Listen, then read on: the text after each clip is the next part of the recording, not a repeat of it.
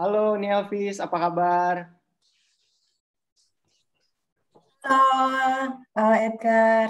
Kabar baik, Alhamdulillah. Edgar, gimana? Sehat-sehat? Puji Tuhan, semua sehat. Mudah-mudahan semua yang di sini selalu sehat ya.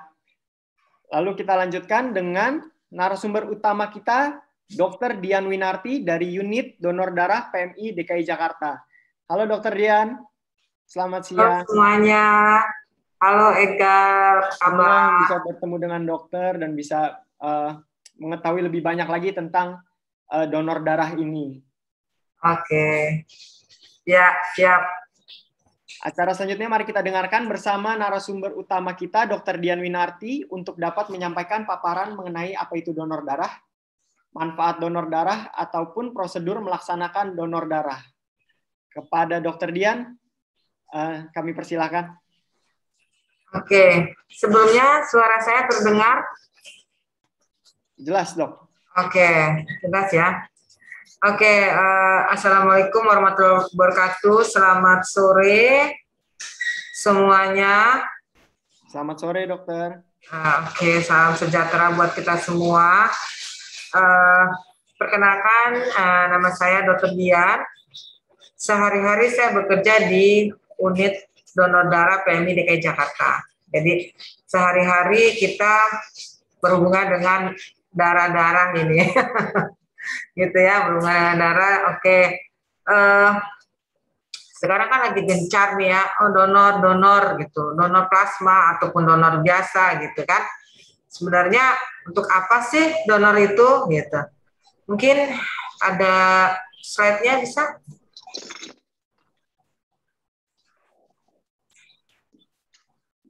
Oke, mungkin kita di sini ngobrol-ngobrol santai ya, ngobrol santai tentang donor darah. Apa sih donor darah itu, gitu ya? Bagaimana sih, apa sih manfaatnya donor itu, gitu kan? Di sini udah pasti udah banyaknya ya donor ya, yang pernah donor ya. Uni udah pernah donor ya? Sering ya? Udah sering.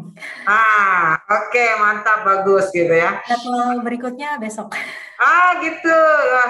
Kalau saya ada ke PMI Kramat ya? Iya, ke PMI Kramat. Oke, nanti kalau saya pesan dari kantor kita bisa ketemu ya. Oke, saya sedikit bercerita ya. Kenapa sih kita harus donor? Buat apa sih kita donor gitu ya? Karena ternyata di dalam darah kita itu ada kekuatan. Di dalam darah kita itu ada sesuatu yang lain gitu ya. Bahwa seperti ini, bahwa there is power in the blood, bahwa ada kekuatan di dalam darah. Bahwa di dalam darah itu kekuatan apa? Kekuatannya adalah kehidupan. Ya. Jadi darah itu adalah sumber kehidupan, di mana darah itulah yang mengalirkan semua ya, mengalirkan oksigen, mengalirkan makanan, mengalirkan semua yang diperlukan oleh tubuh manusia itu dialurkannya melalui darah. Sehingga darah itu sangat penting di dalam kehidupan. Kalau nggak ada darah udah gitu ya. Jadi darah itu sangat penting. Darah itu adalah kehidupan itu sendiri. Jadi sampai saat ini tidak ada satupun teknologi yang bisa menciptakan darah. Memang sekarang sedang ada penelitian tentang darah buatan. Tapi sampai saat ini manfaatnya, kegunaannya itu tidak sama dengan darah asli. Jadi kalau ada yang butuh darah ya tetap harus dari manusia ke manusia. Karena sampai saat ini belum ada yang bisa menyamakan darah manusia. Jadi setiap tetesan darah yang kita sumbangkan, seperti tadi saya bilang bahwa darah itu adalah sumber kehidupan, bahwa darah itu adalah kehidupan itu sendiri. Sehingga setiap tetesan darah yang kita berikan itu adalah hidup bagi yang menerima. Bahwa setetes darah yang kita berikan adalah harapan buat yang menerima. Selain itu, tetesan darah itu adalah juga memberikan manfaat bagi kita pendonornya. Sehingga slogan kita di PMI adalah kita sehat, mereka selamat. Jadi kita yang donor darah itu mendapatkan manfaatnya, ya, tapi mereka yang kita tolong itu dapat kita selamatkan. Oke, sebelum lebih jauh lagi, kita ini dulu ya. Apa sih itu donor darah? Dari tadi ngomong donor. Apa sih donor darah itu? Jadi donor darah itu adalah proses pengambilan darah dari seseorang yang dilakukan secara sukarela untuk diproses, kemudian digunakan untuk transfusi. Jadi ini ada 2 poin penting, yaitu poin sukarela dan poin transfusi darah. Jadi baru bisa dibilang donor darah kalau donor itu dilakukan secara sukarela. Jadi nggak ada iming-iming, nanti habis donor dikasih uang, habis donor dikasih apa tuh, enggak. Tapi donor darah itu dilakukan secara sukarela untuk menolong orang lain yang membutuhkan tanpa imbalan apa-apa, dan tujuannya udah jelas, tujuannya untuk transfusi darah, tidak untuk tujuan lain, tidak untuk tujuan muja, tidak untuk tujuan misalnya kekuatan, keris, nyuci keris dan lain sebagainya gitu ya. Jadi memang tujuannya sudah jelas. Selanjutnya, nah ini ada macam-macam donor darah. Ada 2 sebenarnya jenis donor darah. Yang pertama adalah donor darah konvensional, dan yang satu lagi adalah donor darah aferesis. Donor darah konvensional itu adalah donor darah yang paling umum, yang paling sering kita lihat. Mungkin teman-teman tahunya seperti ini ya. Ada 1 kantong darah, gitu ya. Dengan minimal 350 cc ataupun 450 cc. Jadi donornya itu seluruh komponen tubuh kita, seluruhnya itu diambil, ya, diambil, kemudian nanti baru akan diolah. Nah, kalau donor yang seperti ini itu untuk pengambilannya hanya sekitar 5 menit sampai 10 menit, ya. Tapi jarak untuk donornya itu setiap 2 bulan sekali. Ini yang konvensional. Ada satu lagi yang donor aferesis. Ya. Slide selanjutnya. Nah, ini adalah donor aferesis. Jadi yang sedang ngetren sekarang ini yang plasma konvalesen untuk pasien COVID itu adalah donor dengan menggunakan mesin, namanya mesin aferesis. Nah, jadi ini prosesnya ini kurang lebih 1 jam. Kalau yang donor biasa itu kan cuma 5 menit, 10 menit lah ya, cuma 10 menit. Kalau yang donor ini itu bisa sekitar 1 jam, gitu ya, sekitar 1 jam. Seperti kita bisa lihat itu ya, darah yang keluar itu warnanya nggak merah, ya, warnanya kuning, sesuai apa yang kita butuhkan. Kalau kita maunya trombosit, ya kita setel alatnya sampai yang keluar adalah trombosit. Atau kita butuhnya plasma, maka alatnya kita setel sampai yang keluar itu plasma, gitu ya. Terus darah merahnya kemana? Darah merahnya itu dibalik lagi ke tubuh donor, ya. Darah merahnya balik lagi ke tubuh donor. Yang diambil hanyalah trombositnya, atau yang diambil hanyalah plasmanya. Nah, karena sel darah merahnya tidak diambil, maka donor ini bisa dilakukan setiap 2 minggu sekali, gitu ya. Kalau yang tadi itu 2 bulan, ya ini 2 minggu sekali. Lebih cepat. Karena apa? Karena sel darah merahnya tidak diambil. Itu. Oke, untuk persentase golongan darah di Indonesia itu ada yang paling banyak adalah golongan darah O, kemudian golongan darah B, A, dan AB, ya. Sebenarnya persentase golongan darah ini itu sebenarnya berlaku di hampir seluruh dunia ya, persentase ini. Yang paling banyak adalah pastinya golongan O, dan yang paling sedikit adalah golongan AB. Manfaat donor darah itu sendiri banyak ya. Kalau nggak ada manfaatnya pasti nggak banyak orang yang donor, gitu ya. Sebagai informasi saja, di PMI DKI setiap harinya kita membutuhkan sekitar 800 sampai 1000 kantong darah per hari. Banyak sekali ya? Iya, karena kita melayani di Jabodetabek gitu ya, sehingga ketika pandemi ini terjadi 1 tahun yang lalu, kita kekurangan donor, ya kita kekurangan donor, donor-donor takut keluar rumah gitu, apalagi kayak sekarang ini ya, COVID naik lagi. Tapi sebenarnya manfaat donor itu banyak, ya. Saya hanya ambil 4 saja. Gitu.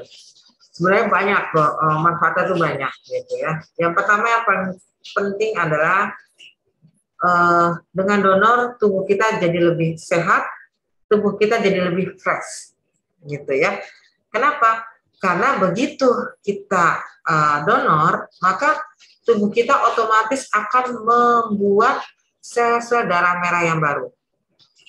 Ya, jadi begitu keluar darah, maka otak akan langsung mengirim perintah, ayo buat darah yang baru, karena itu tadi ada darah keluar, kamu cepat buat darah baru. Nah, gitu. Jadi dengan begitu sirkulasi darahnya lebih lancar, sirkulasi darahnya lebih bagus, gitu ya.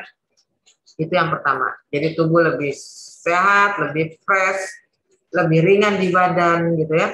Kata donor juga gitu, saya kalau habis donor yang rasa berat di belakang, rasa apa itu kayaknya hilang, gitu kata donor nih ya. Nah, kemudian yang kedua adalah pemeriksaan kesehatan secara rutin. Kenapa?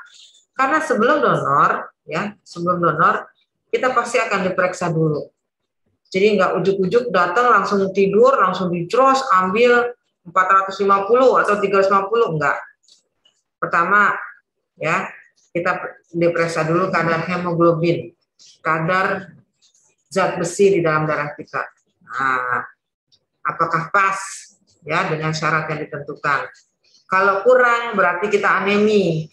Ya kan? Kalau kurang berarti kita anemi. Nah, kalau pas lagi diperiksa gitu, kalau mau tanya, oh saya ini kurang, gitu kan? Gimana ya caranya supaya HB saya bagus, gitu ya? Jadi bisa ketahuan tuh apakah HB kita bagus atau tidak. Lewat dari situ kita ke ruang dokter. Nah, di ruang dokter itu akan ada pemeriksaan fisik sederhana, gitu ya. Pemeriksaan fisik sederhana, misalnya nanti dokternya akan nanya keadaan kesehatan kita, kemudian dokternya akan melakukan pemeriksaan tensi, gitu ya, pemeriksaan tensimeter, gitu. Berapa sih tensi kita? Apakah tensi kita normal? Apakah ternyata tensi kita rendah atau tensi kita ternyata tinggi? Nah, kan jadi ketahuan. Jadi kalau yang selama ini nggak pernah cek, tahu-tahu ngecek, wah ternyata benar tensi saya tinggi, kayak gitu ya. Jadi bisa lekas dilakukan pengobatan. Terus yang ketiga adalah mendeteksi adanya penyakit. Nah, mendeteksi adanya penyakit. Jadi setiap kita donor pasti akan diambil sampelnya darahnya. Ya, jadi tadi itu kan ada 1 kantong ya, ada 1 kantong. Nah, ini ada lagi 3 tabung kecil-kecil. Itu untuk apa ya? Jadi itu adalah untuk memeriksakan penyakit yang menular lewat darah. Ya, apa saja sih penyakit yang menular lewat darah itu? Yang kita periksa itu ada 4, yaitu hepatitis B, hepatitis C, HIV, dan sifilis. Jadi setiap kita donor 4 macam penyakit itu diperiksa. Ya, jadi kalau ternyata darah kita ada sesuatunya nih, entah hepatitis B-nya, entah yang mana gitu ya, oh ternyata bermasalah. Nah, maka PMI akan menghubungi donor itu. Nah, akan menghubungi donor, jadi kasih tahu, oh dari hasil donor yang terakhir ternyata hasilnya seperti ini. Bapak dan Ibu bisa melakukan pemeriksaan lebih lengkap lagi di rumah sakit, gitu ya. Jadi cepat ketahuan nih dari awal, gitu ya, nggak nunggu lama. Kita kadang nggak tahu nih, gitu ya. Nah, dengan adanya ini kita jadi tahu, oh iya benar, gitu kan. Jadi dengan cepat diketahui, maka lebih cepat untuk kita melakukan pengobatan.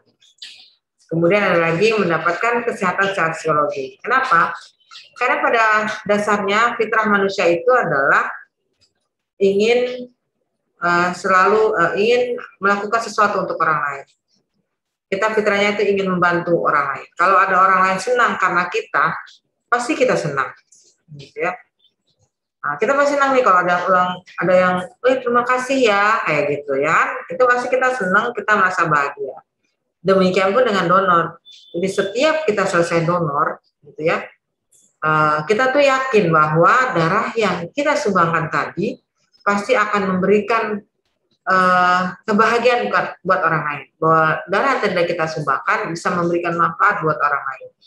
Jadi secara psikologis itu bisa meningkatkan hormon-hormon yang ada di dalam tubuh kita, kemudian meningkatkan imun yang ada di dalam tubuh kita, sehingga aura bahagianya itu akan terpancar, aura senangnya itu akan terpancar, gitu ya. Jadi di antara semuanya ini memang yang paling banyak sekali bisa langsung terlihat oleh kita. Rasa kita senang, rasa kita bahagia bahwa kita bisa memberikan sesuatu untuk orang lain. Selanjutnya, nah tadi sudah ngomong soal donor ya. Sekarang susah nggak sih kalau mau donor, gitu ya? Sebenarnya kalau mau donor tuh nggak susah ya, gampang sekali. Yang penting adalah niat. Yang penting adalah niat dan keinginan untuk donor, gitu. Selebihnya nggak susah kok. Yang pertama adalah usianya 17 tahun. Sampai kapan? Dulu sebelum keluar PMK yang terbaru tahun 2015 sampai usia 65 tahun boleh donor. Tapi sekarang selama kesehatannya memungkinkan untuk donor, maka dia boleh donor. Ya, umur 70 tahun mau donor boleh selama dia sehat ya, dari hasil pemeriksaan dokter dia memenuhi kriteria untuk donor, gitu ya. Tapi kalau dia baru pertama kali donor, nah umurnya maksimum itu 60 tahun, gitu ya. Kalau umur 70 tahun baru mau mulai donor, ya sudah terlambat, gitu ya. Jadi yuk sebelum terlambat, sebelum mumpung usia kita masih muda, umur kita masih muda, kita mulai donor darah, gitu ya. Kemudian juga berat badannya adalah minimal 45 kg, ya. Lebih dari 45 kg bisa. Jadi berat minimum adalah 45 kg. Kenapa? Karena kita ada standar minimum untuk pengambilan. Jadi setiap donor itu diambil satu kantong, ya. Nggak ada tuh donor diambil 2 kantong, gitu, nggak ada. Setiap donor diambilnya hanya 1 kantong. Tetapi ada 2 ukuran. Ada yang 350 mili, ada yang 450 mili. Tergantung dari apa? Banyak, tergantung dari berat badan, tergantung dari tekanan darah, tergantung dari hasil anamnesa dari dokter, hasil seleksi dari dokter yang menentukan apakah seseorang itu diambil 3,5 atau 450, gitu. Cuma tetap diambil 1 kantong. Untuk tekanan darahnya sendiri itu adalah paling rendah adalah 90/100, 90/60, paling tingginya adalah 160/100. Di bawah itu atau di atas itu tidak boleh donor, gitu ya. Denyut nadinya juga kita harapkan normal ya, antara 70 sampai 80. Ya.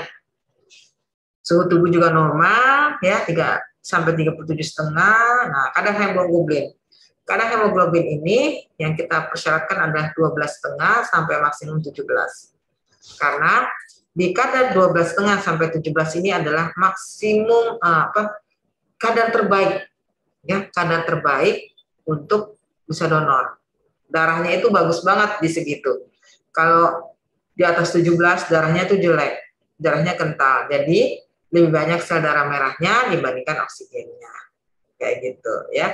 Kemudian juga penampilan donor pastinya harus terlihat sehat ya, nggak terlihat sedang mabuk, tidak terlihat susah napas, tidak terlihat lemas gitu ya. Jadi penampilannya harus yang fit gitu. Kemudian juga resiko gaya hidup ya, kita mau cari donor dari orang-orang yang resikonya rendah, bukan dari orang-orang yang resikonya tinggi gitu.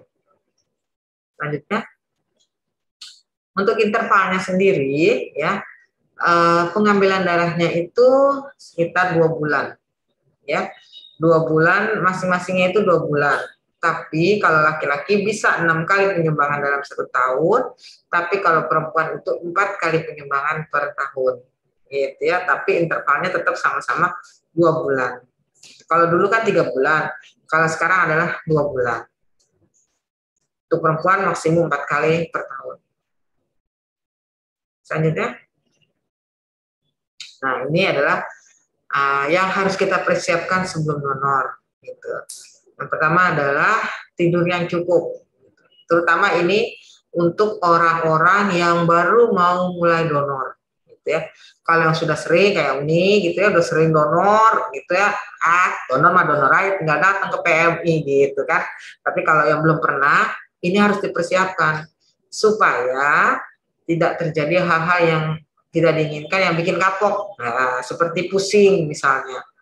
Kalau sekali pusing kan dia kapok, nggak mau donor lagi. Ternyata donor bikin pusing, ternyata donor nggak enak, sakit, gitu. Jadi pertama dipersiapkan itu yang pastinya adalah tidurnya cukup, minimum 4 jam. Itu udah paling minim ya, harus lebih antara 6 sampai 7 jam. Itu tidurnya yang nyenyak. Ya. Kemudian konsumsi air mineral. Jadi sebelum donor itu disarankan untuk minum 2 gelas air putih, kemudian donor, setelah donor minum lagi 2 gelas air putih, gitu ya. Jadi lebih banyak minum air putih agar cairan tubuh kita yang hilang bisa langsung cepat terganti, sehingga tubuh kita kayak nggak ada ngaruh apa-apa, gitu kan. Kemudian sebelum donor ya, apalagi kalau buat wanita yang sering HB-nya rendah ya, sebelum donor kita bisa konsumsi sayur, konsumsi buah, juga bisa konsumsi multivitamin ya.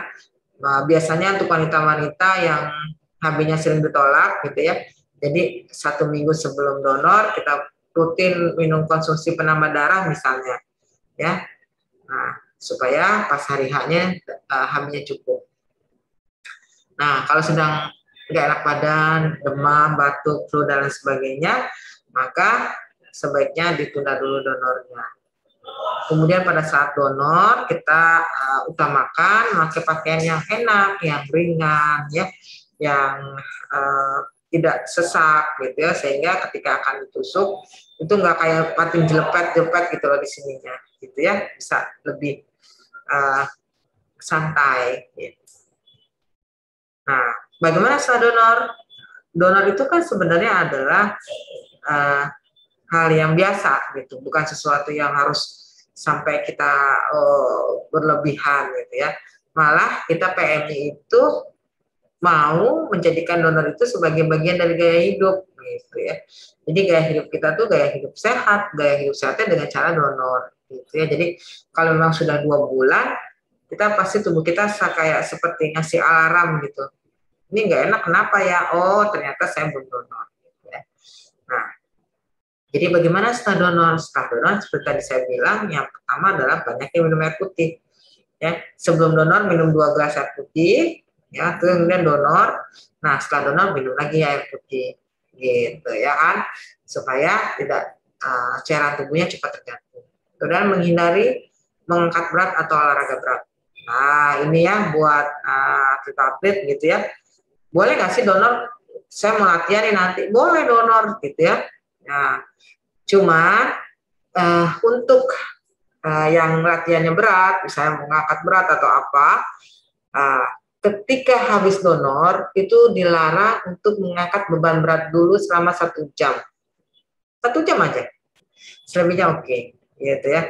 Karena kalau begitu selesai langsung olahraga yang berat, maka ada kemungkinan darahnya akan keluar lagi. Nanti kan heboh sendiri. Sebenarnya sih nggak apa-apa, keluarnya paling sedikit, tapi kan nanti heboh keluar darah dari tangan gitu kan, kita heboh sendiri gitu. Jadi ketika selesai donor, ya hindari mengangkat berat minimal 1 jam. Mau olahraga, lari, mau olahraga apa boleh habis donor. Tapi istirahat dulu minimal 30 menit sampai 1 jam. Setelah itu boleh donor, gitu ya. Kemudian kan nanti setelah donor itu dikasih obat ya, vitamin penambah darah. Itu diminum vitaminnya, gitu ya. Tapi kalau yang HB-nya tadi ketika diperiksa 17, nggak diminum juga nggak apa-apa, karena vitamin kita adalah vitamin penambah darah. Jadi kalau yang HB-nya tadi 13 atau 12,5 ya, biasanya wanita itu nggak apa-apa diminum. Tapi kalau yang HB-nya bagus gitu ya, 17 itu nggak diminum, nggak apa-apa. Kemudian yang penting adalah lagi makan makanan sehat. Selanjutnya, nah tadi kan darahnya sudah diambil nih. Nah, terus darahnya diapain sih? Gitu. Bingung kan saya, darah itu diapain sih? Kok katanya diolahnya itu 24 jam, lama amat gitu kan. Kalau di sinetron-sinetron kan beda tuh. Nah, di apa namanya? Di sumbangin darah nanti pasiennya sama pendonornya lihat-lihatan gitu kan. Pendonor sama pasiennya bisa saling komunikasi, ini darahnya buat kamu loh gitu. Padahal aslinya nggak gitu. Itu salah satu juga yang menyesatkan kan. Jadinya kita yang di PM itu suka ketibanan itu. Orang maunya begitu selesai donor, darahnya mau langsung diambil. Saya baru selesai donor nih, mana darahnya sini kita ambil gitu kan. Lah, kok mau langsung diambil gitu. Ya karena itu informasinya salah. Jadi darah itu begitu diambil, itu diolah dulu menjadi komponen-komponen darah yang dibutuhkan oleh pasien. Kan nggak semua pasien butuh darah merah. Ya, kayak pasien-pasien DBD misalnya. Dia nggak perlu darah merah, dia perlunya trombosit. Nah, atau pasien-pasien ibu melahirkan, dia nggak perlu trombosit, dia perlunya darah merah. Nah, kan? Jadi kita mengolah darahnya dulu nih, jadi komponen yang diperlukan oleh pasien. Nah, kalau kita taunya kan darah kita mana merah. Padahal darah itu ada banyak tuh komponen-komponennya. Gitu ya. Nih, jadi darah itu kalau kita putar nih di gambar yang paling depan, paling atas, itu darah itu bukan mesin fotokopi ya. Itu mesin pengolah darah, kayak mesin fotokopi gitu ya. Jadi di dalamnya bisa kita masukkan darahnya, diputar dengan kecepatan tinggi ya selama beberapa menit, bisa misalnya selama 20 menit gitu ya. Kita putar dengan kecepatan tinggi, akhirnya keluar dari mesin itu seperti gambar di bawah, terpisah-pisah. Yang paling bawah itu sel darah merah. Ya, yang paling bawah itu adalah sel darah merah, kemudian di atasnya itu ada trombosit. Kemudian di atasnya lagi ada plasma. Kelihatannya warnanya kuning-kuning sama aja ya. Padahal tidak. Ada cara dan teknik khusus untuk memisahkan alat-alat itu. Untuk memisahkan darah itu. Gitu ya. Jadi ternyata tadi itu benar, darah itu sumber kehidupan. Ternyata dari darah yang merah itu ternyata begini kok dalamannya gitu ya kan. Terus jadinya nanti seperti apa? Nah, slide selanjutnya. Nah, seperti ini jadinya. Ya, ada sel darah merah ya, biasanya untuk pasien-pasien yang kekurangan darah, ibu-ibu yang akan melahirkan, orang-orang yang operasi ya, di mana dia takut kekurangan darah, itu dikasih namanya packed red cell atau sel darah merah. Kemudian bisa jadi juga trombosit. Ya, biasa pada pasien-pasien kanker, pasien-pasien DBD, pasien-pasien dengan kelainan trombosit, gitu, itu biasanya dikasih trombosit. Kemudian yang lagi ngetren sekarang plasma konvalesen atau FFP, ya, di mana bentuknya adalah beku, gitu ya. Jadi ini adalah isi di dalam darah kita. Ada darah merahnya, ada trombositnya, ada plasmanya, gitu ya. Ternyata di dalam darah kita ini isinya, gitu ya. Nah, nanti darah-darah inilah yang akan diberikan ke rumah sakit untuk ditransportasi. Jadi ngirimnya juga dengan suhu tertentu, nggak ngirim-ngirim pakai tas kresek hitam gitu, enggak. Kita mengirimnya dengan menggunakan kantong atau dengan menggunakan cool box. Ya, ada esnya itu supaya suhunya tetap terjaga. Darah itu kan makhluk hidup. Dia hidupnya di dalam darah kita, di dalam tubuh kita. Begitu dia dikeluarkan dari tubuh kita, dia harus merasa bahwa dia berada di dalam rumahnya, di dalam tubuh kita. Jadi kantong darahnya itu isinya ada makanannya, ya, ada semua yang dibutuhkan oleh darah. Nah, habis itu dia harus disimpan. Nah, ternyata disimpannya di suhu masing-masing. Itu beda, gitu ya. Oke. Nah, ini sedikit penutup dari saya bahwa jika kita mendonorkan, jika kita memberikan uang, maka kita hanya memberikan makanan atau kita memberikan sesuatu yang setelah itu habis. Setelah itu hilang tanpa sisa. Tapi ketika kita mendonorkan darahnya, itu kita memberikan kehidupan untuk orang lain. Kita memberikan harapan untuk orang lain. Karena tetesan darah kita adalah kehidupan buat orang lain. Gitu. Oke, selanjutnya. Nah, ini adalah protokol kesehatan COVID pada kegiatan donor darah. Jadi secara singkat saja bahwa kami di PMI DKI Jakarta benar-benar sudah menerapkan protokol kesehatan di dalam pelaksanaan donor darah. Ya, kami mengerti sekali di masa pandemi ini banyak masyarakat yang takut untuk donor darah. Padahal donor darah harus tetap berjalan karena di luar sana banyak pasien-pasien yang membutuhkan darah. Gitu ya. Jadi kami melakukan protokol kesehatan di dalam pengambilan darah. Mulai dari awal ketika datang, gitu ya, ada pemeriksaan suhu, kemudian pemberian hand sanitizer, juga ada formulir tambahan assessment ya untuk donor darah, di mana formulir tambahnya ini berisi pertanyaan mengenai COVID-19. Kami harapkan pendonor dapat menjawab dengan jujur formulir tersebut gitu ya, demi keamanan petugas juga, keamanan pendonor juga, dan juga pastinya keamanan dari pasien yang menerima darah. Setelah itu dilakukan pemeriksaan dokter ya, kemudian habis itu sebelum donor itu ya, tempat tidurnya semuanya itu dilakukan pemeriksaan, dilakukan desinfeksi. Tempat tidur donor gitu ya, sebelum donor itu disemprot mungkin. Oh, kalau ini adalah pemberian masker.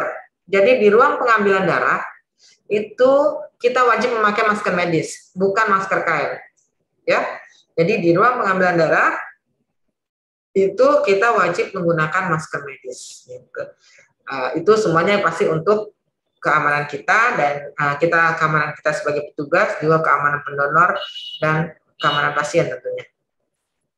Nah, juga kita dalam antri sebelum donor pastinya menjaga jarak, ya kan? Nah, ini yang paling penting. Paling penting adalah bahwa kita melakukan kewaspadaan universal, gitu ya. Kalau bahasa medisnya itu adalah kewaspadaan universal. Artinya kita beres-beres lah, bersih gitu. Jadi sebelum donor itu kelihatan ya, sebelum donor tempat tidurnya itu dibersihin, gitu ya. Nanti kalau sudah dibersihin baru donornya tidur. Nanti begitu donornya selesai dibersihkan lagi, begitu ya. Demikian juga untuk peralatan-peralatan medisnya kita lakukan desinfeksi untuk peralatan. Dan yang paling penting di sini adalah kejujuran kita dalam mengisi formulir assessment ya, terutama nih saat sekarang nih COVID-19 nih lagi tinggi. Kalau memang kita ada gejala entah itu batuk, pilek atau apapun, itu wajib kita tulis di situ supaya kita tidak menjerumuskan orang lain. Gitu. Jadi terapkan pola hidup sehat supaya kita bisa terus sehat di masa pandemi ini. Saya mengajak teman-teman semua, gitu ya, you are invited untuk donor darah menolong sesama. Saya rasa cukup sekian. Wassalamualaikum warahmatullahi wabarakatuh. Wah, sebuah presentasi yang luar biasa sekali ya dari Dr. Dian.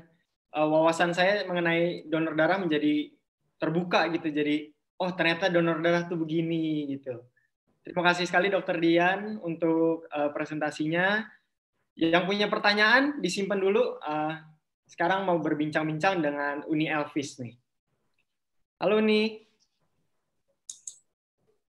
Ya, halo. Wah, senang sekali. Ternyata di sini saya juga sebagai moderator juga sebagai atlet kan ya Uni ya. Ternyata di sini salah satu narasumbernya ini juga seorang atlet. Uni boleh diceritain nggak? Uni ini atlet sudah berkecimpung di dunia lari ini sudah dari kapan? Ya, perkenalkan nama saya Elvis. Saya mengenal atau memulai hobi saya berlari itu baru di tahun 2013. Di tahun itu saya mengikuti lomba lari di Jakarta. Nah, setelah ikut lomba lari, saya bergabung di salah satu komunitas lari, yaitu Extraordinary Jakarta Runners atau EJR. Saya pakai kaosnya nih. Kalau saya dibilang atlet, saya hanya rutin berolahraga, saya hanya rutin berlari. Jadi kalaupun hashtagnya pelari kantoran atau recreational runner, jadi belum atlet-atlet seperti Edgar. Saya kalau berlari rutin itu, saya usahakan seminggu itu minimal sekali. Kalau misalnya ada persiapan perlombaan, itu frekuensinya saya tingkatkan jadi 2-3 kali seminggu. Kalau untuk donor darahnya sendiri, saya sudah mulai dari waktu masih kuliah. Tapi memang belum terlalu rutin ya, baru mulai rutinnya itu di tahun 2004. Tahun 2004 sampai sekarang kurang lebih saya sudah mendonor sebanyak 23 kali. Jadi seperti yang tadi saya sampaikan ke Dr. Dian, jadwal berikut saya itu setelah tanggal 30 Juni besok. Jadi kemungkinan kalau nggak Sabtu atau Minggu besok itu saya rencanakan untuk pergi donor darah ke PMI yang di Kramat. Kalau hubungannya dengan olahraga dan donor darah, saya kalau mau donor darah tuh biasanya paginya itu saya sempatkan dulu jogging, biasanya untuk menaikkan HB bisa, jadi biar pada saat donor darah tensinya normal, HB-nya juga cukup untuk donor darah.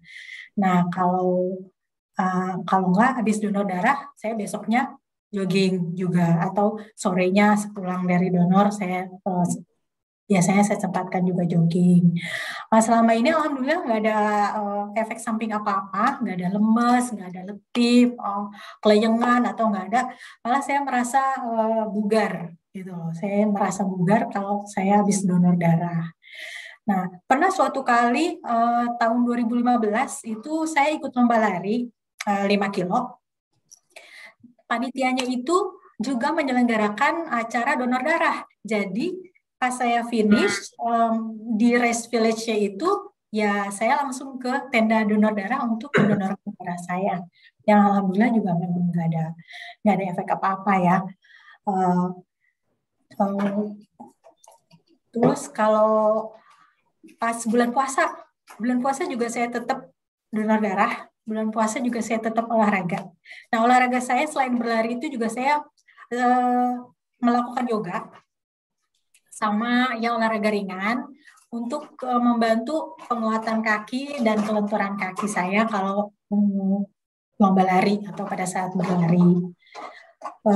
Kalau bulan puasa saya olahraganya tuh saya pindah ke sore menjelang berbuka. Donor darahnya juga saya lakukan di sore hari sekitar jam 3, jam 4. Jadi setelah donor tuh waktu berbukanya udah sebentar lagi gitu. Kalau sebelum tahun 2020, saya kalau donor darah tuh bisa kemana-mana. Bisa di gedung kantor X, atau di kampus Z, atau di tersebar di mana-mana, atau pernah juga di hotel Y gitu misalnya. Kalau saya dalam perjalanan ke kantor, terus lihat spanduk, oh ada jadwal donor darah nih di gedung ini, atau di kantor itu, atau di hotel ini. Nah itu saya langsung cek nih, ini udah masuk jadwal saya untuk donor belum? Gitu. Kalau udah masuk jadwal donor saya, ya udah saya sempatkan untuk datang ke acara donor darah itu untuk pergi mendonorkan darah. Nah, kalau tahun 2020 kan udah mulai masuk masa pandemi ya. Jadi saya dengan beberapa teman akhirnya memutuskan donornya jangan keliling tapi langsung ke PMI yang di Kramat. Nah, di situ seperti yang tadi dokter Dian ceritakan, memang pada saat kita mau donor, pas datang kita diperiksa suhunya, terus ada surat pernyataan bahwa belum pernah kena atau sudah pernah kena tapi sudah sembuh selama sekian hari atau sekian sudah pernah sembuh gitu. Jadi ada surat semacam self assessment tadi itu. Terus ya selebihnya seperti proses biasa, cek HB, cek tensi, terus pakai dicuci dulu lengan yang mau kita donor gitu. Nah, kalau selama tahun 2000, selama pandemi, saya juga tetap melakukan olahraga, tetap jogging. Itu biasanya di sekitar rumah, nggak sampai jauh-jauh. Kalau misalnya sebelum-sebelumnya itu bisa di GBK atau di Sumantri, atau keliling kota Jakarta gitu. Atau pernah juga Depok, Bogor, itu saya pernah juga lari malam tahun baruan. Jadi dari Depok ke Bogor. Kalau sekarang larinya ya sekitar rumah aja, dalam komplek atau nggak jauh-jauh lah. Pokoknya 10 kilo itu finish, start di rumah, finish di rumah sudah 10 kilo atau 5 kilo. Paling nggak ada gerak, ada rutinitasnya nggak berhenti di masa pandemi gitu. Jadi buat teman-teman penggiat olahraga lainnya, walaupun terbatas ya ruang gerak kita untuk olahraga yang berlari, tapi kita usahakan tetap untuk menjaga rutinitas. Jadi tadinya biasanya lari jauh, ya larinya deket aja. Terus kalaupun harus lari jauh, ya berarti ya muter sekitar rumah aja gitu, Pak, sampai dari ujung kota Jakarta ke ujung kota Jakarta yang lain kayak gitu. Tapi rutinitas olahraganya tetap harus dijaga. Karena kan kita harus menjaga kesehatan kita kan. Kesehatan kita kan dijaganya ya itu tadi dengan rutinitas olahraga, sama sekarang ditambah lagi dengan donor darah. Karena dengan donor darah tadi sama seperti dijelaskan Dr. Dian, itu memberikan kesempatan buat tubuh kita memproduksi darah baru kalau kita mendonor. Jadi buat teman-teman yang pernah donor tapi belasan atau puluhan tahun yang lalu, yuk balik lagi kita donor, karena kebutuhan donor itu akan selalu ada. Itu kan. Jadi kalau biasa donor, yuk balik lagi kita donor. Kalau baru mulai donor, yuk jangan takut donor, karena takut nanti kerumunan, enggak. Karena di PMI juga diatur supaya tidak berkerumunnya seperti apa. Mereka sudah punya protokol sendiri. Dan alhamdulillah selama tahun 2020 saya sudah 4 kali donor dan belum sekalipun terpapar COVID-19. Jadi dari protokol kesehatan dari saya sendiri juga terjaga, dan di PMI-nya juga dikelola dengan baik protokol kesehatannya. Jadi seperti itu. Wah, luar biasa sekali. Berarti bisa dibilang Uni ini rutin sekali ya untuk mendonor darah. Gitu. Apalagi di masa yang pandemi seperti ini, yang Uni sampaikan juga dan Dr. Dian juga tadi sampaikan, protokol kesehatan itu juga ketat sekali. Jadi untuk orang-orang yang takut, mungkin jangan takutlah untuk donor di masa pandemi seperti ini gitu ya. Iya. Terus juga dengan olahraga yang Uni sampaikan, pastinya kan olahraga bisa meningkatkan imun tubuh ya. Betul. Menjauhkan kita juga dari COVID-19 ini. Iya. Lalu untuk boleh tanya nggak sih untuk Uni sendiri manfaat yang sangat terasa apa sih Uni saat rutin olahraga dan juga rutin donor darah? Alhamdulillah kalau saya rasakan ya manfaatnya tuh sakit yang berat banget itu hampir nggak pernah ya. Kalaupun pusing pasti ada ya efek dari misalnya kelamaan di depan komputer biasanya, atau sakit mata pun kelamaan di komputer, atau kalaupun pilek flu itu nggak sampai yang harus bed rest banget, enggak. Terus masih apa ya, sakit ringan pun bukan pemicunya tuh, paling pasti ada pemicunya gitu loh. Tapi alhamdulillah ya, ke berasanya itu seger banget di badan. Terus ya agak dijauhkan sedikit dari penyakit. Jadi bisa dibilang puji Tuhan selama ini Uni selalu sehat ya. Iya.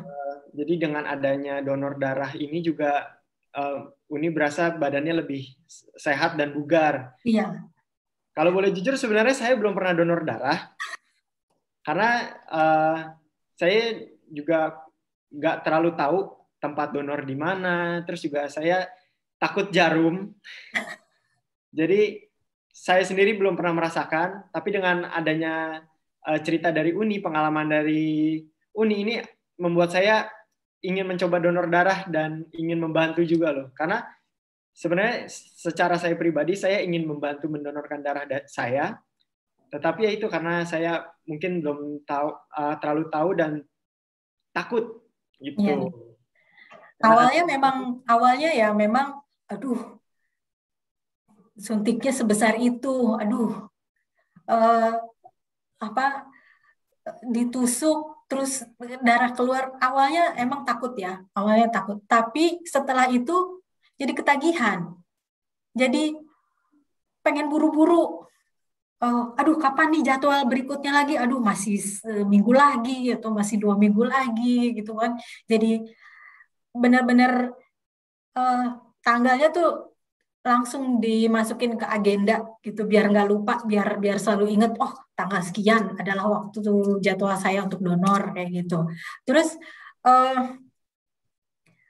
saya itu selalu pengen donor tuh lebih ya, kan kalau perempuan kan maksimal katanya 350 mili. Terus saya tanya-tanya, dok, bisa nggak kalau saya 400 mili, kata dokternya, karena kamu perempuan, kalau perempuan kan ada masa period juga kan ya, yang juga mengeluarkan darah. Nah itu tidak disarankan 350, kecuali kalau HB-nya itu nilainya 14 ke atas.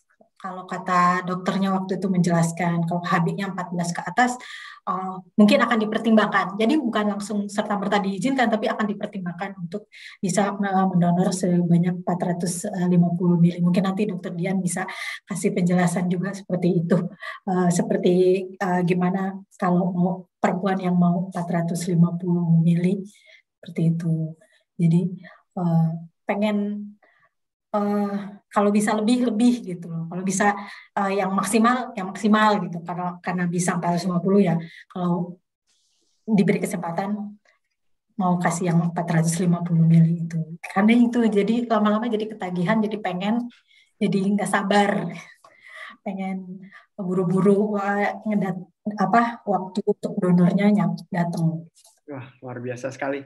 Ini beneran saya kayaknya secepatnya akan mencari tahu tentang tempat di dekat saya yang untuk donor darah. Mungkin ngajak teman-teman saya, atlet yang lain juga untuk donor darah ataupun keluarga saya. Terima kasih Uni untuk pengalaman yang diceritakan. Mudah-mudahan Uni bisa sehat selalu. Sebelum kita lanjutkan ke sesi tanya jawab, ini untuk partisipan yang ada di sini bisa dilihat form yang ada di chat Zoom ini, bisa diisi absensinya. Untuk itu terima kasih yang telah mengisi. Dan jika ada yang punya pertanyaan, boleh silakan langsung ditulis di kolom komentar atau bisa langsung buka video dan buka suara untuk menanyakan langsung untuk ke Dokter Dian atau ke Uni Hafiz. Silakan.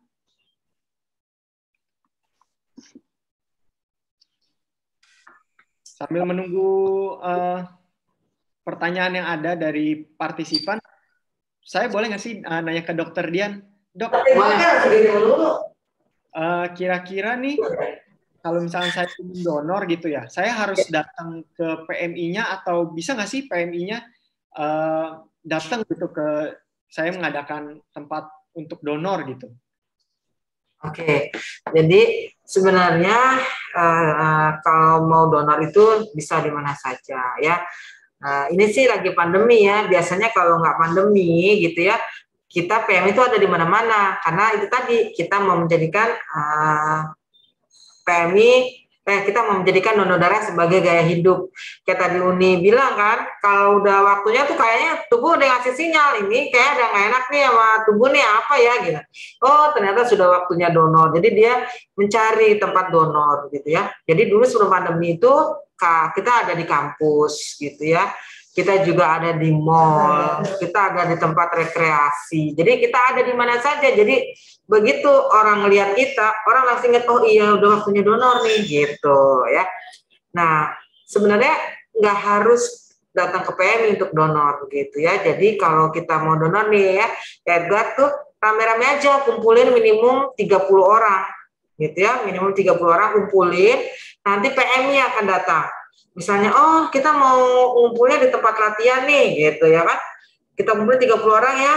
Nah, ya udah kumpulin 30 orang misalnya. Atau di dekat rumah ada misalnya kantor RW-nya atau kantor kelurahannya gitu kan.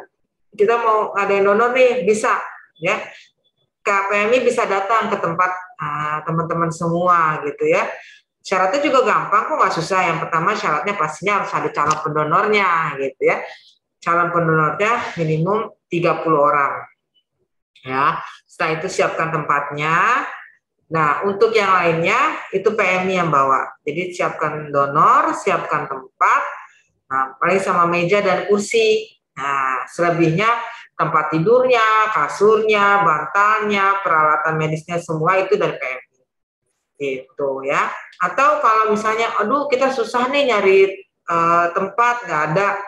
Nah, PMI bisa menyediakan di lantai 5 ya, di gedung PMI DKI Jakarta yang di Jalan Keramat itu tuh di lantai 5-nya tuh bisa untuk kegiatan donor. Jadi kalau misalnya mau reuni tipis gitu, 50 orang misalnya, bisa pakai aula di lantai 5 gitu. Atau bisa juga datang ke PMI cabang misalnya, aduh rumah saya lagi nginap di rumah saudara saya di Jakarta Selatan. Nah, ternyata di Jakarta Selatan tuh di belakang Pejaten Village ada PMI gitu ya. Jadi kita ada 4 cabang. Ya, cabang Jakarta Barat ada di Jalan Perdana, kemudian cabang Jakarta Selatan itu di belakang Pejaten Village, Jakarta Timur ada di Jalan Dewi Sartika, kemudian satu lagi di Jakarta Utara di Semper. Ya, jadi boleh teman-teman datang ke sana untuk donor. Jadi donor tidak harus di Keramat, donor bisa di mana saja. Kalau lagi jalan ketemu tempat donor aja. Atau donor di lokasi yang terdekat dengan rumah, silahkan tadi itu yang 4 tempat itu. Atau kalau mau kumpul-kumpul dengan teman gitu ya, bisa juga dengan cara itu tadi, daftarkan komunitas kita ya kan. Sekarang ada nih komunitas sepeda, komunitas mobil, komunitas motor dan sebagainya. Daftarkan komunitas kita. Kalau ini ada komunitas lari sehat. Nah, daftarkan komunitasnya minimum 30 orang, daftarkan ke PMI. Nah, nanti kita bisa menyediakan tempat di PMI DKI Jakarta. Gitu. Wah, jadi sebenarnya ini tempatnya banyak ya, Dok ya. Jadi bisa banyak. Bisa juga dengan komunitas kita lagi berkumpul gitu, jadi ikut. Iya, daripada berkumpul nggak tahu acaranya apa ya kan, sambil kumpul ya kita donor gitu ya. Sekarang seperti itu, reuni-reuni gitu ya di mana gitu kan. Salah satu acaranya ada kegiatan sosialnya yaitu donor darah. Luar biasa sekali. Jadi selain reuni bisa melakukan sesuatu yang berdampak positif dan sehat ya, dokter ya. Ya. Oh ya dok, ini ada pertanyaan dari Diah Lestari Hidayanti. Kak Edgar, aku mau tanya ke dokter Dian, apakah benar donor darah itu nagih? Kalau nggak donor darah, badan jadi nggak enak. Gimana tuh dok? Nah, sebelum saya jawab, mungkin Uni Elvis bisa sebagai pendonor nih. Benar nggak sih donor darah itu nagih gitu? Coba gimana? Kalau saya iya ya, kalau memang udah waktunya donor tuh eh, gimana ya, jadi nggak enak aja badannya. Eh, jadi memang kalau di saya sendiri sih saya bilang iya nagih gitu. Jadi pengen lagi, pengen lagi, pengen lagi dan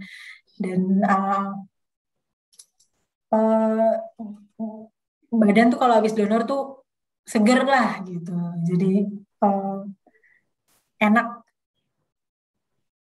Iya, itu tadi jawaban pendonor ya. Nanti kalau saya yang jawab, nanti disalahin, tenang aja dokter Dian bilangnya gitu. Soalnya kan dia dari PMI mau darahnya kan gitu. Jadi ini kan dari pendonornya sendiri yang bilang. Jadi memang banyak yang bilang bahwa donor darah itu nagih gitu ya. Karena sebenarnya kenapa sih bisa dibilang donor darah nagih? Yaitu karena begitu kita selesai donor ya, kita tubuh itu langsung akan memproduksi sel-sel darah baru gitu ya.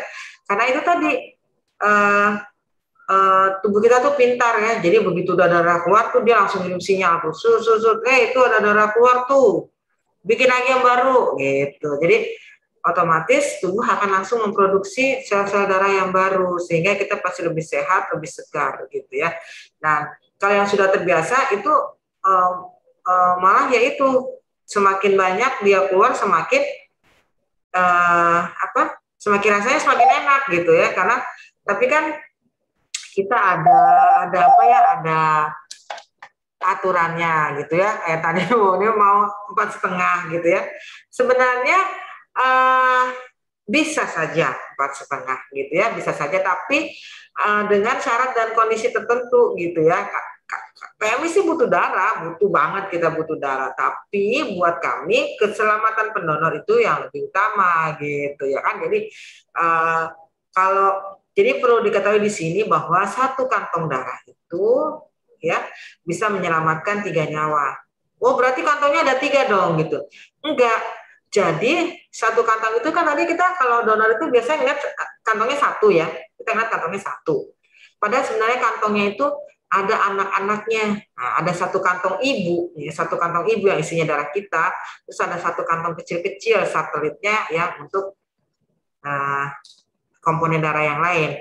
Jadi dari satu orang donor kita bisa mendapatkan darah merah, dapatkan trombosit, sama dapatkan plasma. Jadi satu kali kita donor itu kita bisa menyelamatkan 3 pasien. Bayangin gitu ya kan. Kalau kita donornya udah 10 kali, berapa orang yang kita selamatkan? Donornya ada kan donor yang udah 100 kali gitu, aduh. Gitu kan. Itu jadi manfaatnya banyak banget gitu ya. Jadi kalau memang gitu ya, kalau yang wanita itu sudah pernah donor, udah sering, kemudian berat badannya mencukupi, kemudian HB-nya mencukupi, ya semua syarat-syarat memenuhi, sebenarnya bisa 450 cc. Tapi yaitu nanti habis donor itu jangan langsung bangun nih, jangan langsung bangun. Habis donor kita istirahat dulu 2-3 menit di tempat tidur ya. Kalau sudah agak enakan duduk. Nah, sudah duduk, kita ke ruang istirahat dulu tuh yang kantin belakang. Nah, kenapa disediakan kantin? Kita sediakan kantin agar kalau terjadi sesuatu pusing atau apa, donor tuh masih ada di situ. Jadi udah nggak berkeliaran kemana-mana.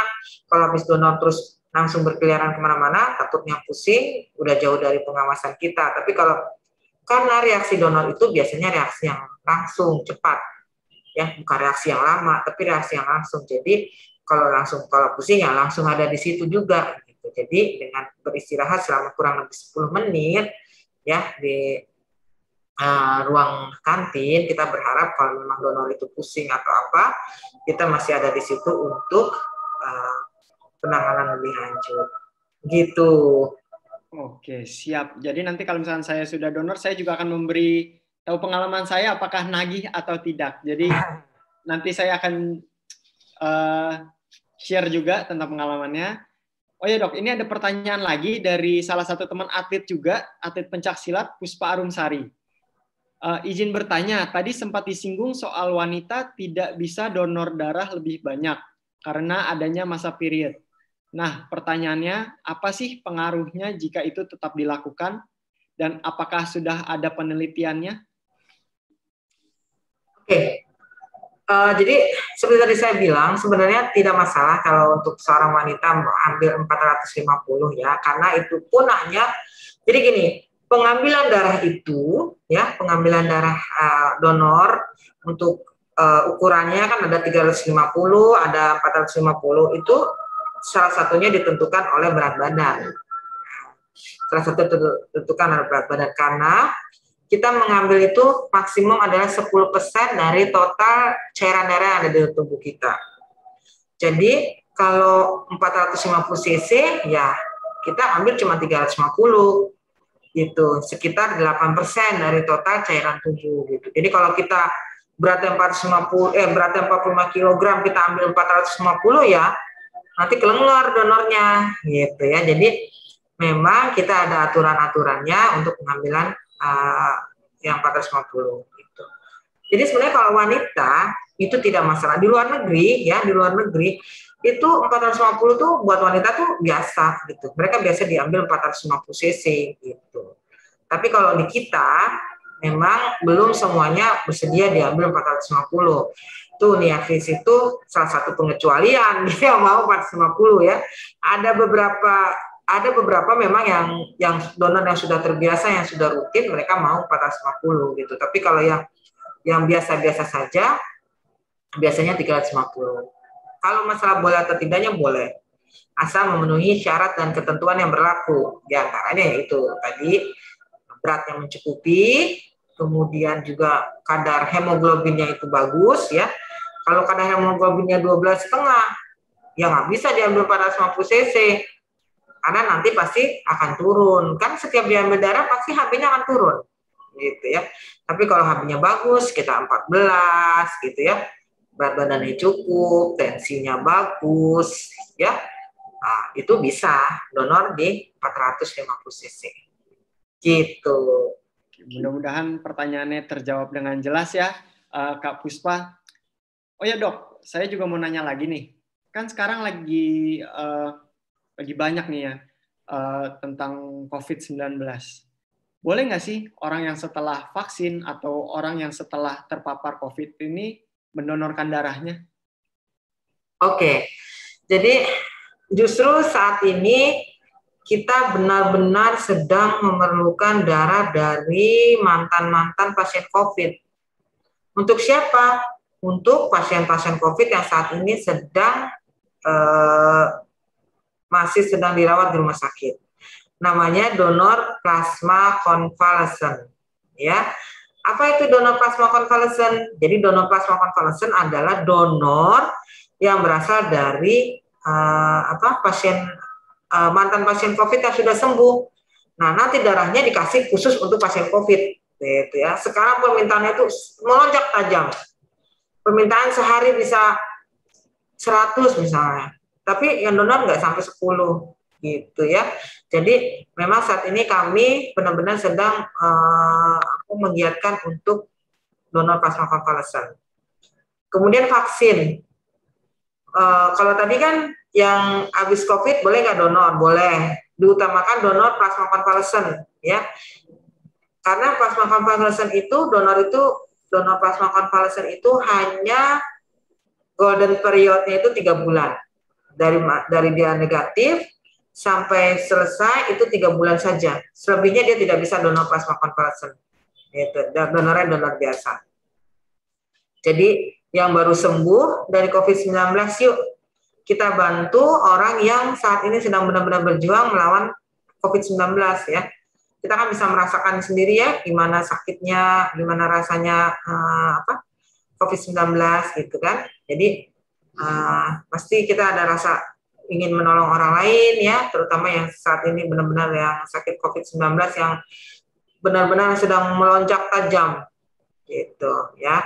Itu tadi yang COVID. Kalau yang vaksin, kalau habis vaksin boleh donor nggak? Boleh. Tergantung vaksinnya apa.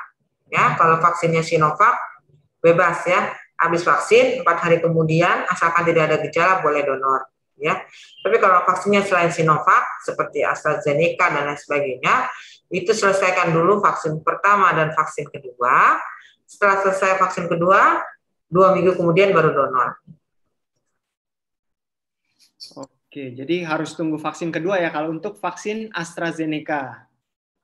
Untuk yang Sinovac 4 hari kemudian kalau tidak ada gejala boleh langsung. Betul. Oh, oke.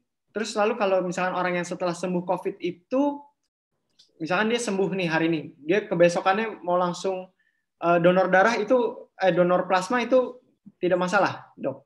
Jadi kalau orang itu sudah sembuh, gitu ya, sudah sembuh dari COVID, dia harus menunggu 14 hari.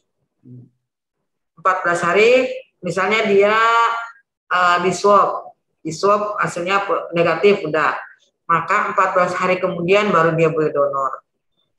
Tapi saya nggak punya nih hasil swab negatif, saya isoman di rumah, puskesmas tidak mengeluarkan hasil swab negatif, bisa nggak? Bisa, ya, dengan cara dia ngasih surat selesai isolasi mandiri. Kan biasa puskesmas kasih tuh surat selesai isolasi mandiri. Nah, dari surat itu kita tambahin lagi 2 minggu, gitu ya, baru boleh donor. Jadi 2 minggu setelah dinyatakan negatif itu bisa donor plasma konvalesen. Bisa donor baik donor plasma konvalesen maupun donor darah biasa. Oke, siap. Terima kasih dokter. Ya. Ini untuk yang lain kalau mau tanya langsung tanya aja, jangan malu-malu karena kita di sini cuma ngobrol santai aja. Jadi, ada yang ingin tahu tentang suatu hal bisa langsung ditanyakan saja kepada dokter atau Uniavis. Halo, Assalamualaikum Dokter Dian. Waalaikumsalam warahmatullahi wabarakatuh. Dengan siapa ini? Dengan Sari dari PMI Kota Bekasi, UTD. Oh, dari UTD Bekasi. Gimana kabarnya? Alhamdulillah baik, Dokter Dian. Dokter Dian gimana kabarnya? Alhamdulillah sehat.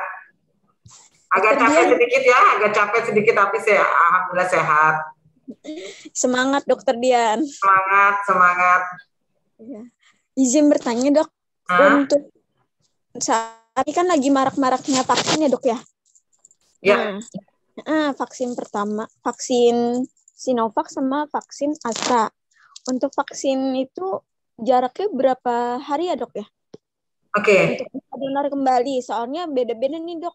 Ketika ada yang mau donor biasa, itu ada yang 3 hari udah bisa donor. Terus dari pusat kan kemarin kabarnya kan 14 hari baru bisa donor ya Dok ya? Ya.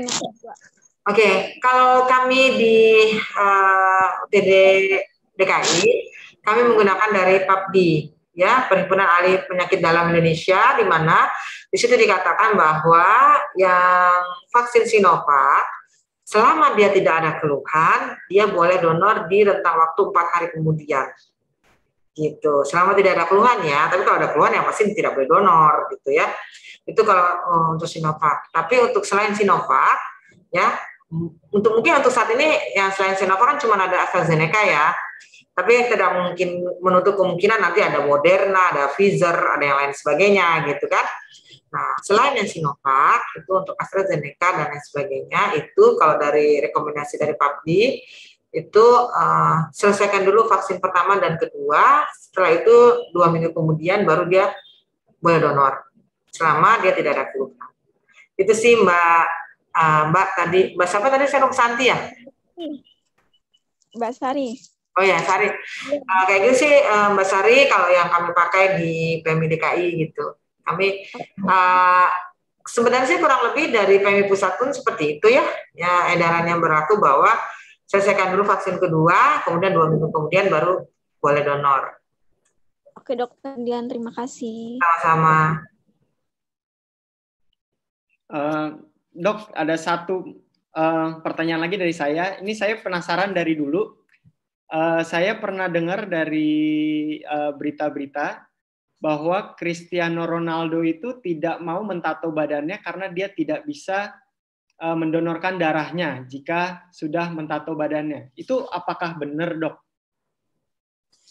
Oke, jadi sebenarnya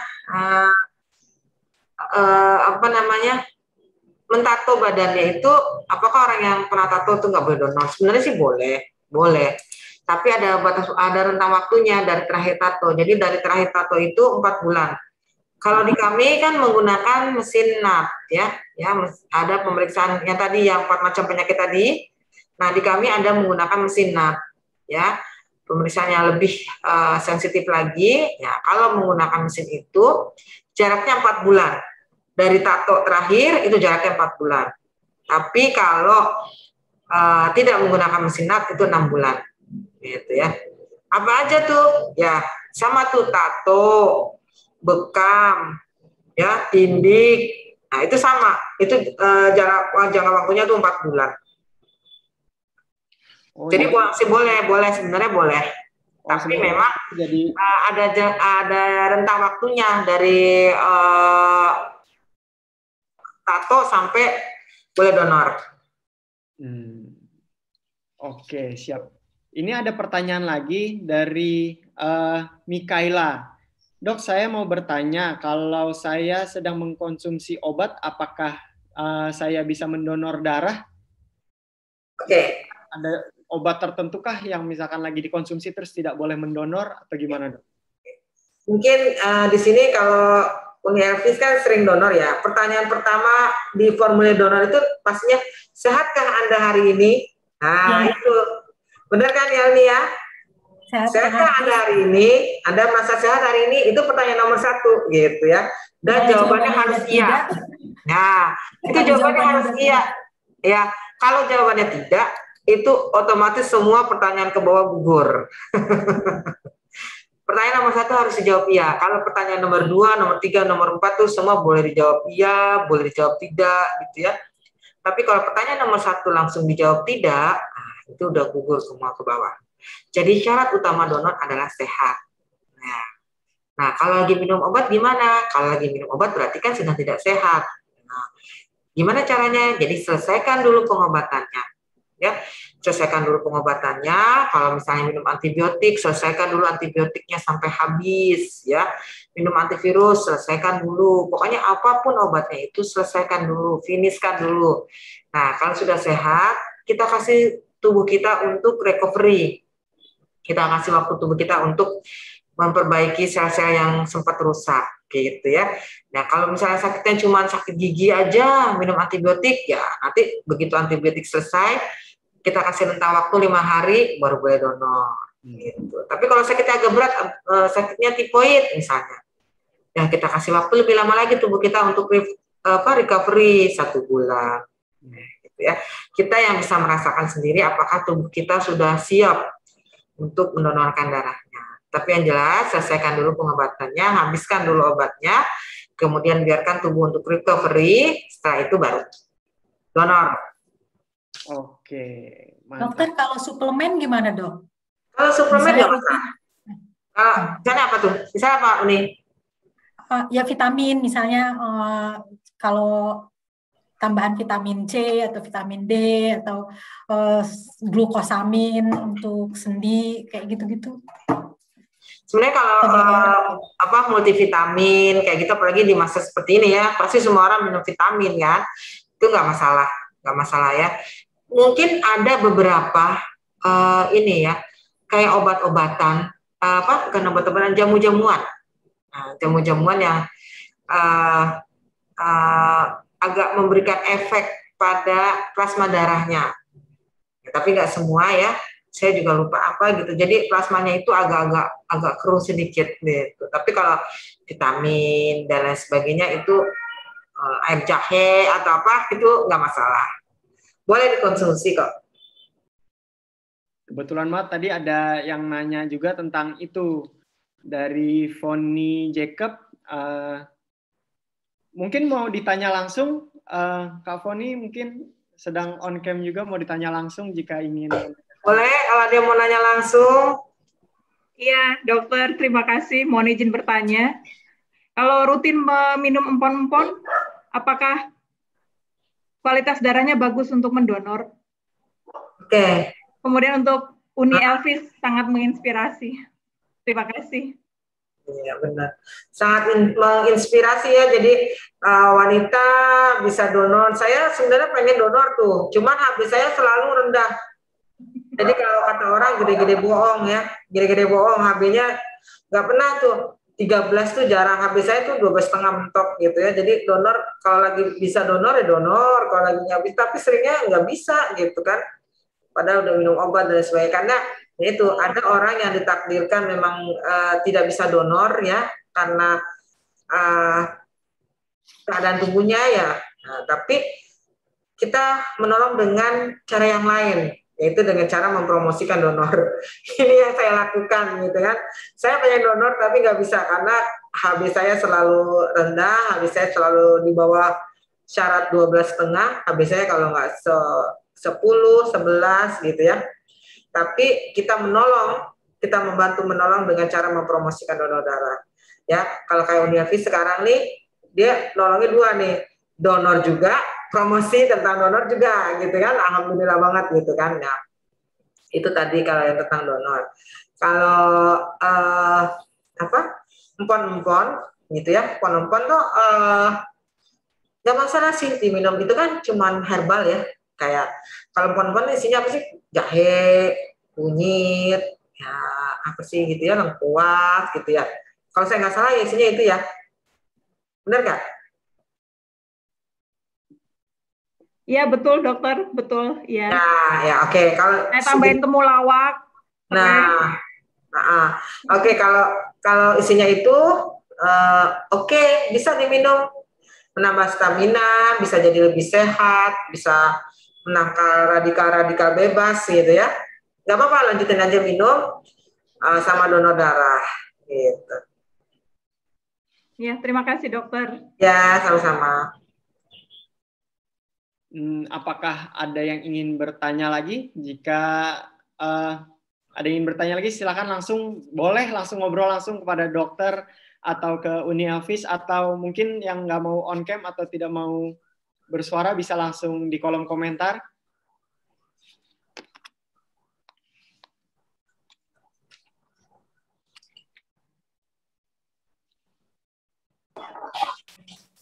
Ada?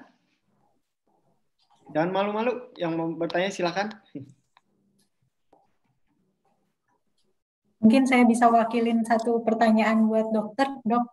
Kalau di sebagian orang katanya donor darah malah bikin nafsu makan meningkat, jadi malah makin berat badan jadi makin naik. Itu gimana ya dok ya? Iya, iya. Memang pada beberapa orang bilangnya gitu ya, katanya donor darah bisa naikin berat badan gitu ya kan. Mungkin karena kita bahagia kali ya, udah nggak sih, karena kita senang gitu ya, jadi kayaknya senang. Terus katanya juga nih mie di PMI lebih enak, saya juga nggak tahu deh, padahal sih masaknya sama aja gitu kan.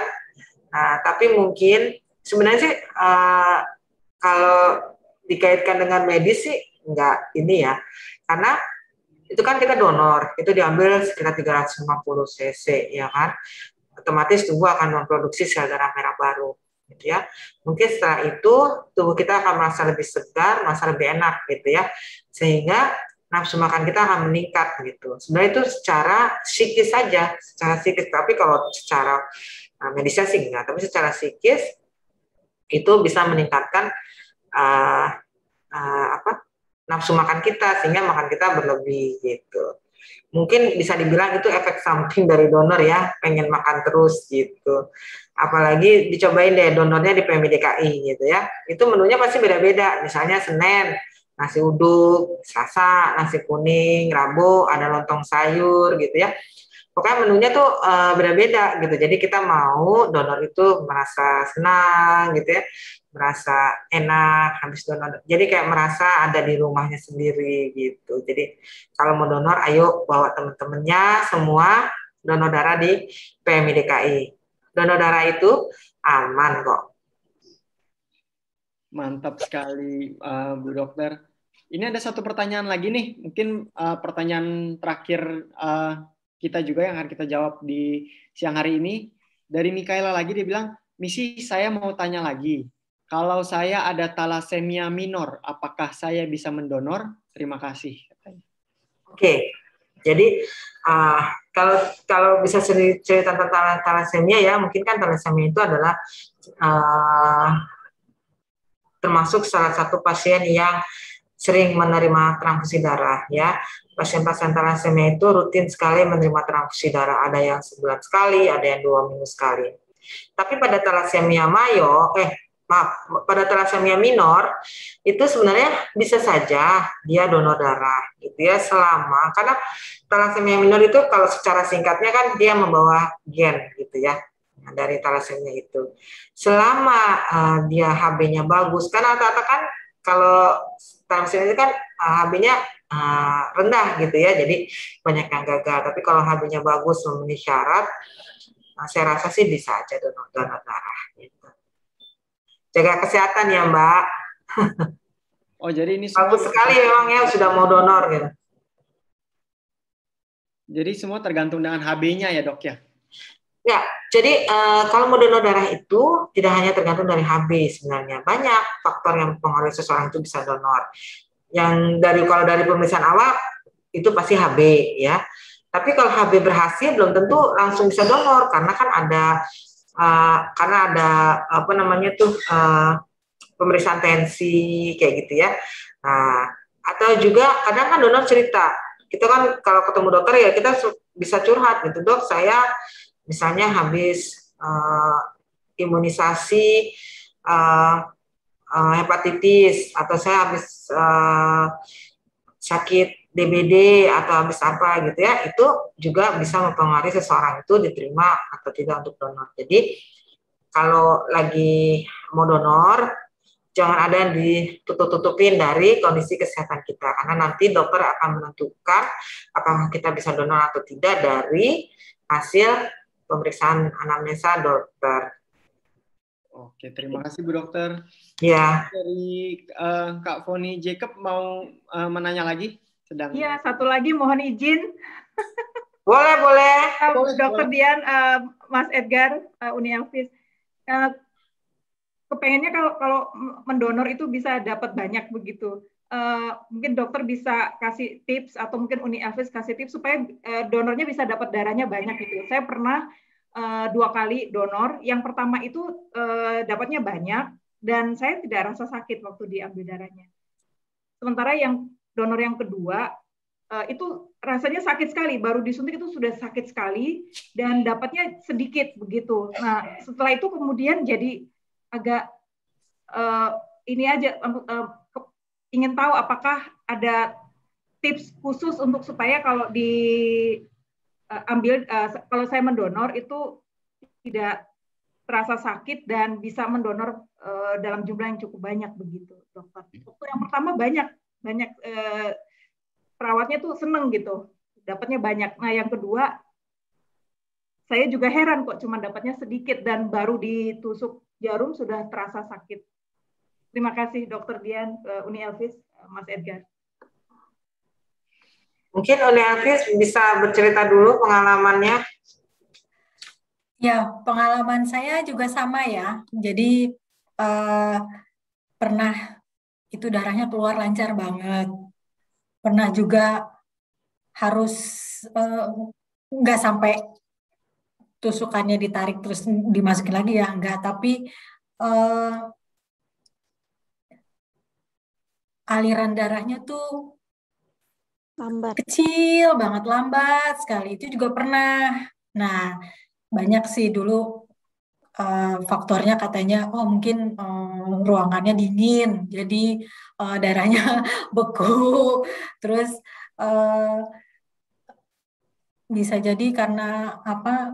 Ya kebanyakan sih kalau misalnya darahnya susah itu apa kurang lancar itu ya biasanya yang disalahkan kondisi ruangan pada saat itu ya karena ruangannya dingin gitu. Nah bisa juga karena posisi pembuluh darah saya itu posisinya kan miring ya, jadi benar-benar harus nusuknya tuh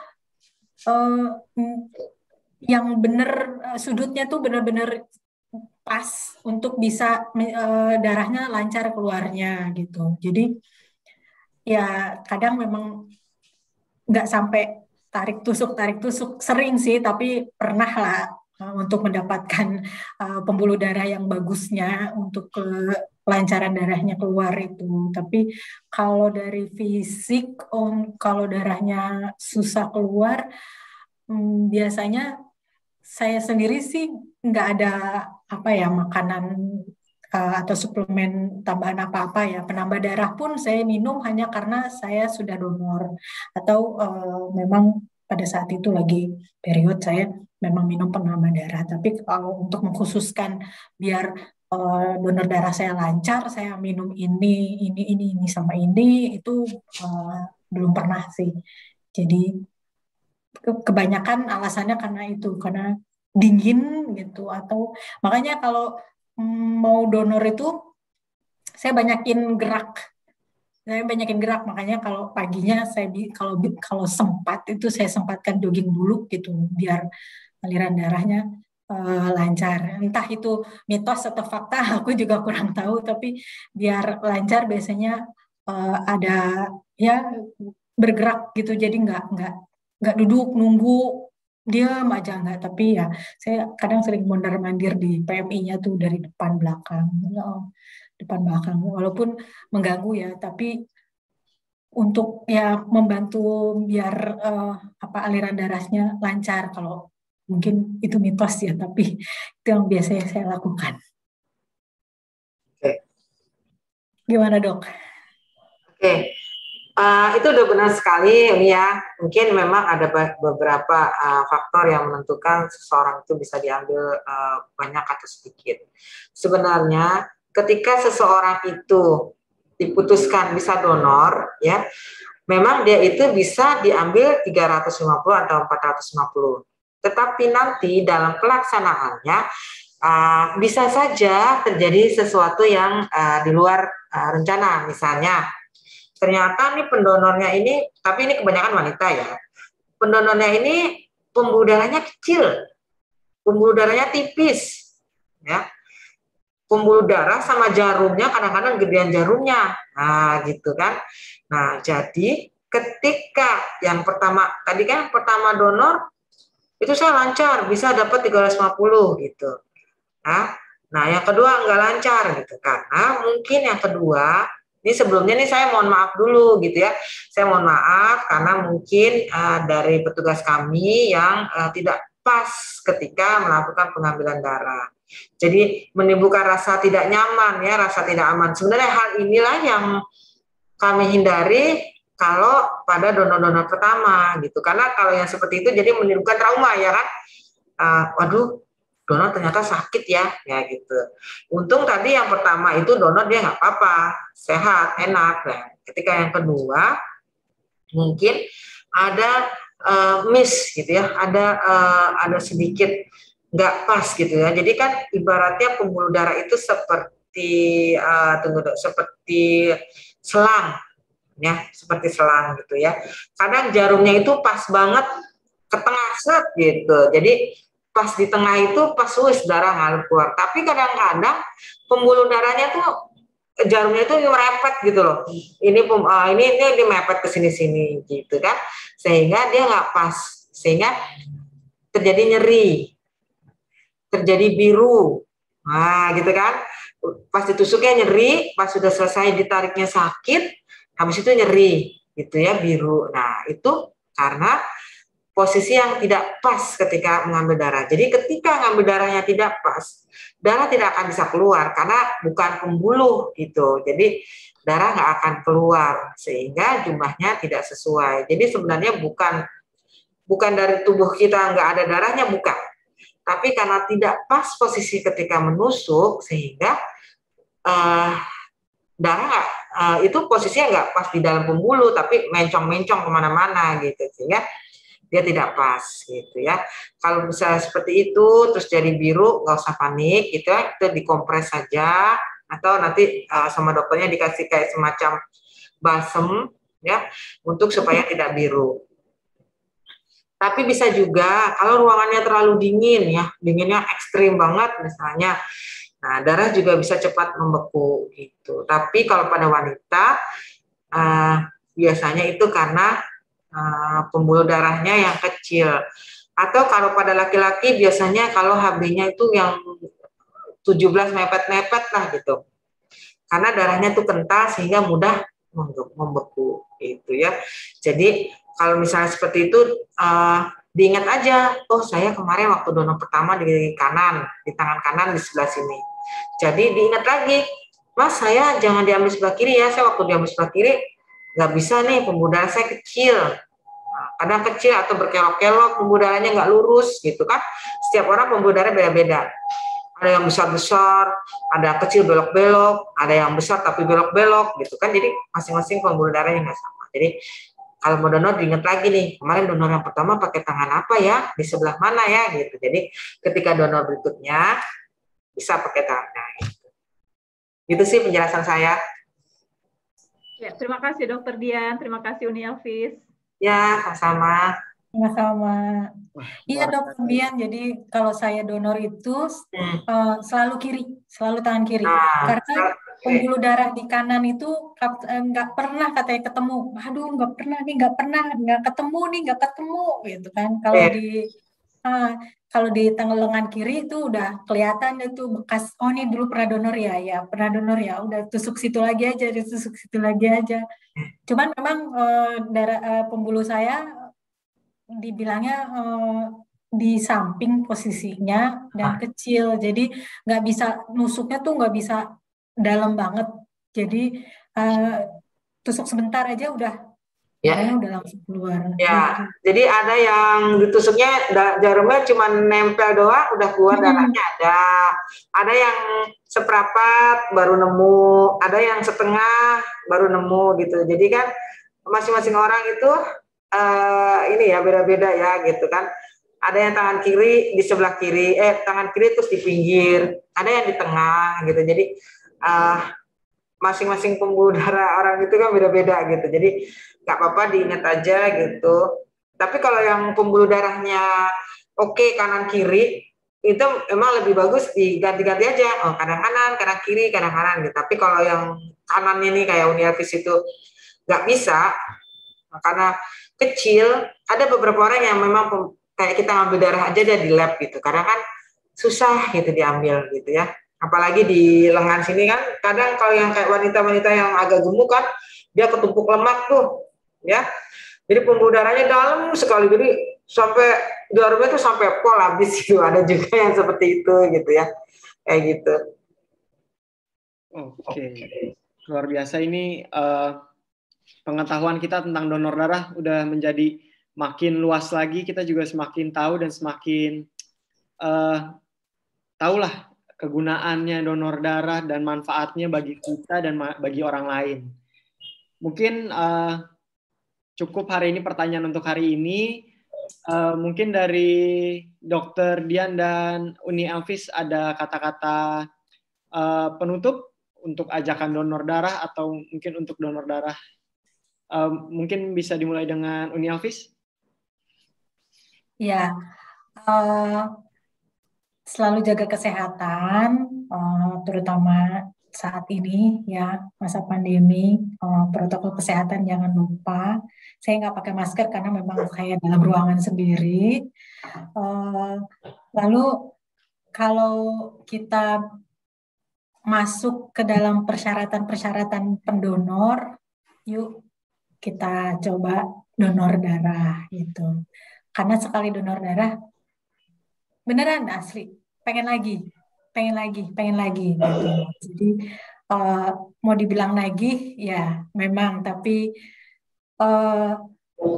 itu juga bikin rasa apa ya, kita membantu sesama gitu loh kan, karena ya itu satu kantong darah bisa untuk membantu 3 orang, gimana nggak bangga kita bisa membantu banyak orang gitu dengan darah kita gitu.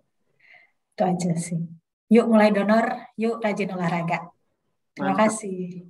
Terima kasih Uni Elvis. Mungkin dari Dr. Dian, kata-kata penutupnya. Oke, kalau dari saya sih buat teman-teman di luar sana yang sehat, buat teman-teman di luar sana yang diberi diberi nikmat lebih oleh Allah Subhanahu Wa Taala dalam bentuk kesehatan, ayo kita donor darah gitu ya.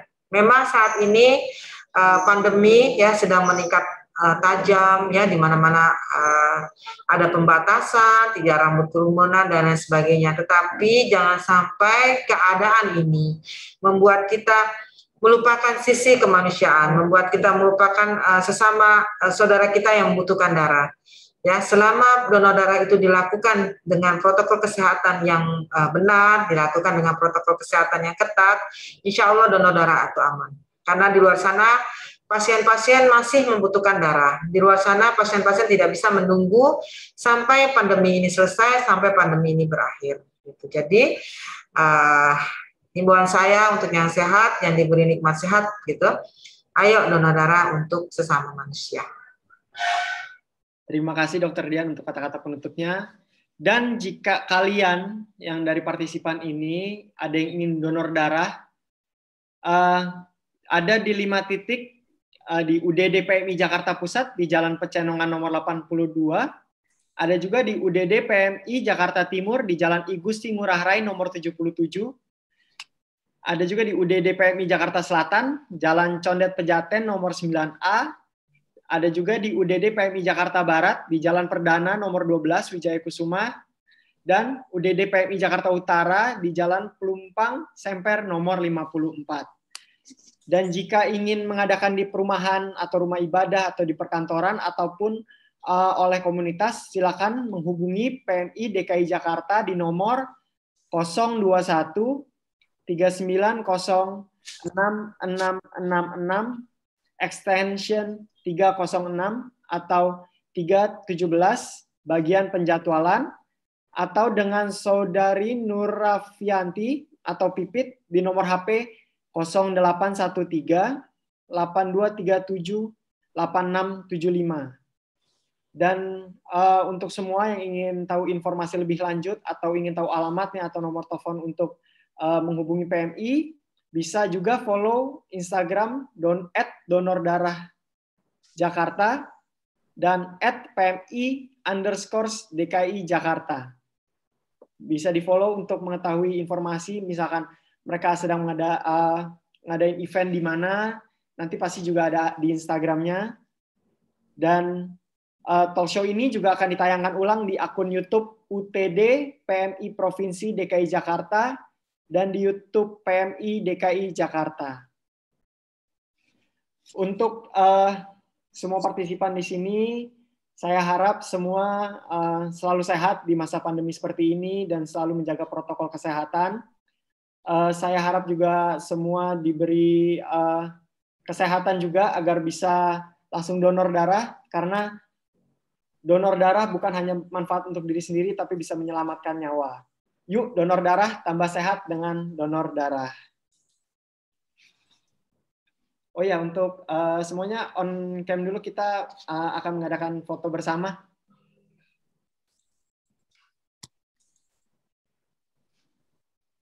Ya bebas nih. Bebas, ngapain aja boleh. Oke, sudah on cam semua. 1, 2, 3. Sekali lagi 1, 2, dan 3. Oke, siap. Terima kasih untuk semua partisipan yang sudah join. Ini mudah-mudahan bisa bermanfaat dan memberikan pengetahuan yang luas untuk donor darah ini. Dan terima kasih untuk Dr. Dian yang sudah bersedia untuk menceritakan, menjelaskan tentang donor darah, dan juga terima kasih untuk Uni Elvis untuk berbagi pengalamannya saat mendonor darah dan untuk manfaat-manfaat yang kita dapat. Saya Edgar Safian Marvelo, Duta Kemanusiaan dan juga sebagai atlet wushu, undur diri dan berterima kasih telah meluangkan waktu Anda untuk di Zoom ini. Mohon maaf jika ada kesalahan kata atau kesalahan apapun yang saya lakukan. Selamat siang dan sampai ketemu di acara lain. Sehat selalu. Selamat siang. Sampai ketemu lagi. Terima kasih. Assalamualaikum. Sehat-sehat ya. Ya. Ya.